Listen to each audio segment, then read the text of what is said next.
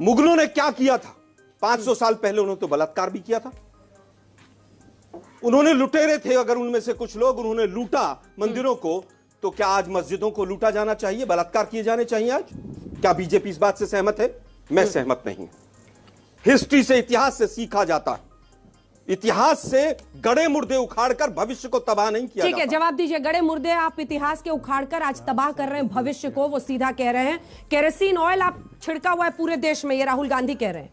परम शिव भक्त दत्तात्रेय गोत्र के कुर्ते के ऊपर जनेऊ पहनने वाले कौल ब्राह्मण ने जाके ये बताया है कि शिव जी की कितनी बड़ी भक्ति है उसके पास, वो भी विदेश में जाके।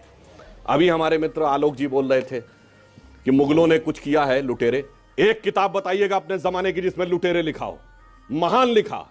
घूमिए इंडिया गेट के सर्किल पे, Babar road, Tughlaq road, Shahjahan road, Aurangzeb road, आ जाके कह रहे हैं लूटा था तो क्या। दूसरा, क्या मतलब है आज के मुसलमानों का मुगलों से? आपने जोड़ के रखा, क्योंकि आपने उनके नाम की रोडें रखी थी, ये कहते हुए कि उनसे वो लोग संतुष्ट रहेंगे। मैं कहता हूं हर मुल्क के दौर में एक मौका आता है और हर बिरादरी या समुदाय के लिए भी एक मौका आता है ऐतिहासिक निर्णय लेने का। आज मुस्लिम समाज जिस जगह पे खड़ा हुआ है, उसके सामने दो विकल्प ये नहीं है कि एक तरफ मंदिर और दूसरी तरफ मस्जिद। उसके सामने दो विकल्प हैं। एक तरफ मुगलों की विरासत का चोला छोड़ने का मौका है और दूसरी तरफ मुगल मानसिकता की मृग मरीचिका में अनंत काल तक भरे रहने का मौका है। अब रही बात इनकी, जो इन्होंने कहा तेल छिड़कने की बात, मान्यवर, बारूद धीरे धीरे आपने बहुत जमाने से छिड़क के रखा हुआ था। पूरे देश के अंदर वो वातावरण बना के रखा हुआ था। आज से नहीं, 70 साल से पूरी नींव को खोखला करके। जब देश आजाद हुआ, किसी ने कहा था मुझे स्पेशल स्टेटस चाहिए, तो मदरसे आज दिए नेहरू जी के जमाने में। फिर किसी ने कहा नहीं, बराबरी नहीं होगी, हमारी प्रॉपर्टीज अलग होंगी, वक्फ बोर्ड। फिर बराबरी नहीं होगी, हमारा रूल अलग होगा, 1970 में इंदिरा जी के जमाने में आएगा पर्सनल लॉ। फिर अगर सुप्रीम कोर्ट भी खिलाफ में आ जाएगा तो हम रौंद के रख देंगे सुप्रीम कोर्ट को शरीयत के पक्ष में, राजीव गांधी के जमाने में। फिर उसके बाद आप आकर आप कहेंगे जब राम भक्त कारसेवकों पे गोली चलेगी तो मुलायम जी का समर्थन करेंगे, राजीव जी के जमाने में। फिर जाके आप कहेंगे कि हम मस्जिद तामील करेंगे, नरसिम्हा राव के जमाने में।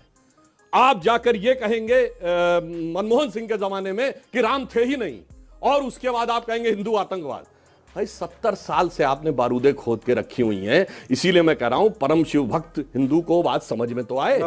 हमारे मित्र को पैनलिस्ट बोल रहे थे कि मुगलों ने बलात्कार किया, मुगलों ने ध्वंस किया, लेकिन मुगलों के बलात्कार और ध्वंस को इस आजाद भारत में सम्मानित करने के लिए कांग्रेस इतना प्रयासरत क्यों है?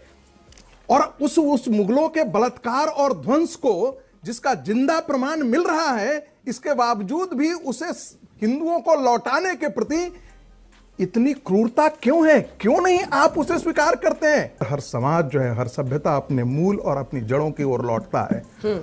आज फिर से भारत उस नए अपनी जड़ों की तरफ उसकी छटपटाहट है। इसीलिए कहीं शिव प्राकट्य हो रहे हैं, कहीं भगवान विष्णु प्राकट्य हो रहे हैं, और ये सतत चलता रहेगा, ये रुकेगा नहीं सिलसिला। यही नया भारत है।